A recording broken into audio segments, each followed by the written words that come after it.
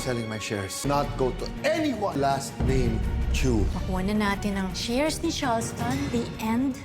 Bago bumalik si Wilson sa meeting nila, ay sinubukan pa niyang tawagan si Caroline.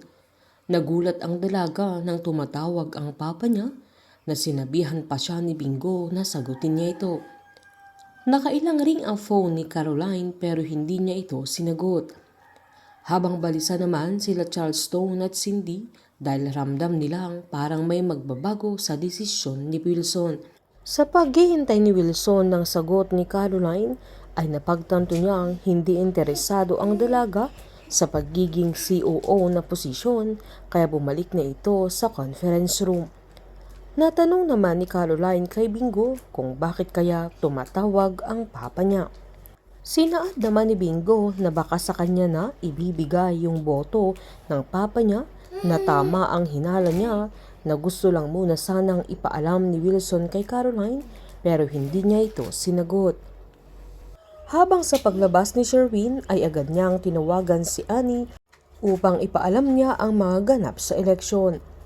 Giniit ni Annie na hindi pwedeng mapunta kay Bettina yung boto ni Wilson na pinaliwanag naman ni Sherwin na hindi pa naman tapos ang botohan.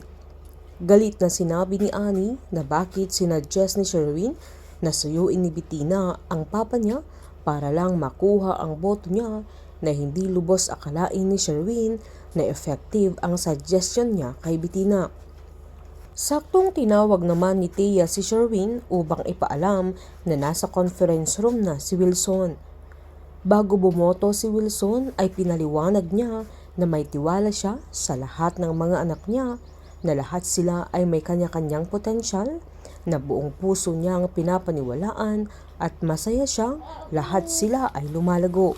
Pinaliwanag din niyang bilang presidente ng GLC ay mahirap din sa kanya na siya ang pipili sa bagong COO na hindi naging madali sa kanya ang desisyon na gagawin niya pero alam niyang yun ang ikakabuti ng kanilang kumpanya.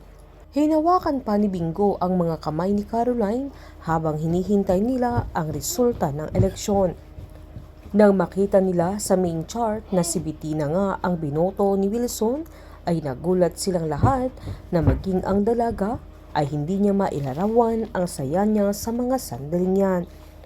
Habang galit na galit si Charleston na hindi siya pinili ng papa niya, na wala siyang word of honor kaya nag-walk out ang binata na kahit sinita siya ni Cindy ay umalis pa rin siya. Dahil sa galit ng binata ay ibebenta niya ang shares niya sa GLC pero wala sa mga Chu ang makakakuha dahil ibibigay niya ito sa iba. Sila Annie at Sherwin ang bibili ng shares nito at umpisa na ng pagbagsak ng GLC.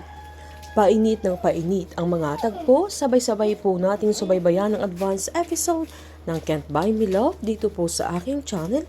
Patuloy lamang pong manood at mag-subscribe para ma-update po kayo sa mga susunod na episode. Marami pong salamat.